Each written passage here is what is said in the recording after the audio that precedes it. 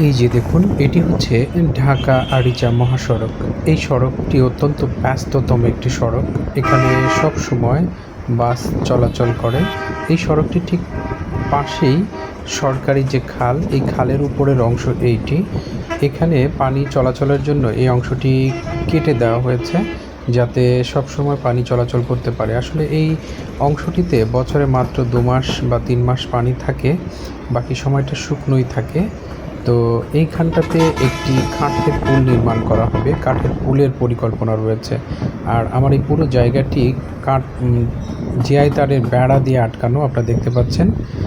এই যে বেড়া দেওয়া আছে, আর এই অংশ দিয়ে এই মুহূর্তে এই কোণা দিয়ে এখান দিয়ে একটি রাস্তা হবে। এই রাস্তার উপর দিয়ে আমি আঙ্গুর গাছের একটি শেড তৈরি করার প্ল্যান রয়েছে। আর এই বাকি যে জায়গাটি, এই জায়গাটির মধ্যে বাগান হবে, যাতে রাস্তা থেকেই শুধু ফুলের গাছগুলো দেখা যায়, এমন করে এই বাগানটি নির্মাণ করা হবে। পুরো জায়গাটিকেই জিআই তারের নেট দিয়ে আর এভাবে সিমেন্টের খুঁটি দিয়ে ঘিরে রাখা আছে। আপনারা দেখতে পাচ্ছেন এই অংশটির মধ্যেই সুন্দর একটি বাগান হবে, যেখানে শুধু সব রকমের ফুলের গাছ থাকবে। ফুলের গাছগুলো ফুলে ফুলে ভরে থাকবে, এটাই হচ্ছে পরিকল্পনা। কিন্তু ফলের গাছগুলো বপন করা হবে একটু সামনের দিকে, আউটসাইড দিয়ে দেখতে পাচ্ছেন।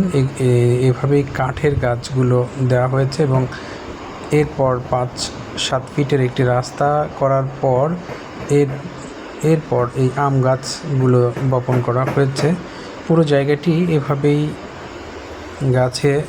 ফলের গাছ দিয়ে ভরা।